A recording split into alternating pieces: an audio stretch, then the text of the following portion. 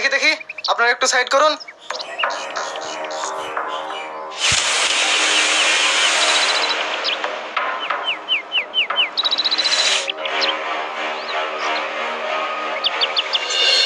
আপনাদের মধ্যে কেউ কি একে মার্ডার হতে দেখেছেন?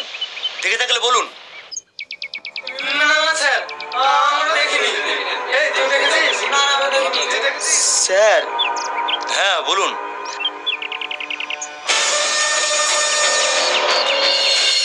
কিছু না স্যার। আমরা জানি আপনারা সবকিছু জেনেও মুখ খুলবেন না। আপনারাই যদি চুপচাপ থাকেন তাহলে আইন কি করবে? শুধু আপনারা চুপ থাকার কারণেই আজকাল এত মার্ডার হচ্ছে।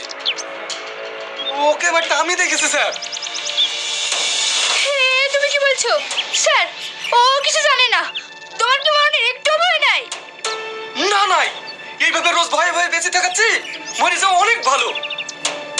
আমি বলছি স্যার, কে মেরেছে? তুমি কিছু জানো না, তুমি কিচ্ছু বলবে না।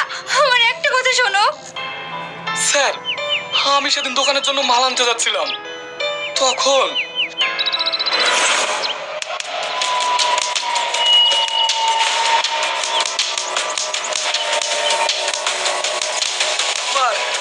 তোরমকে মারতে মারতে মেরে ফেললো।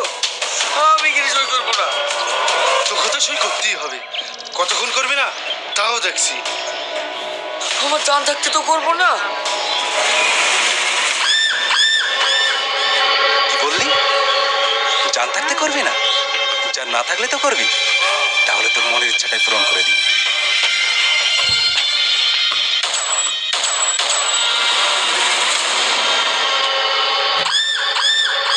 আমি যেটা চাই সেটা পাই।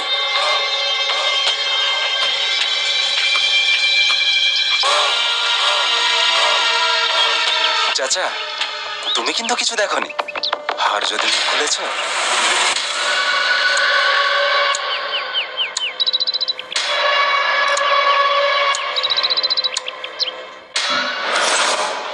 হ্যাঁ স্যার, ওই রঘুমাস্তানি ওকে মেরেছে।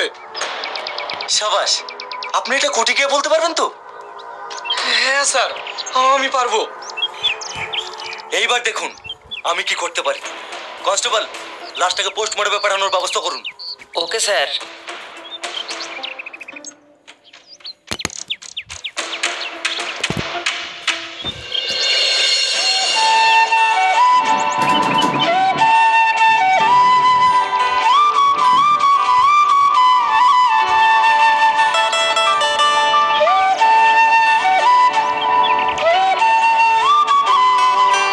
প্রিয়া, প্রিয়া, বল।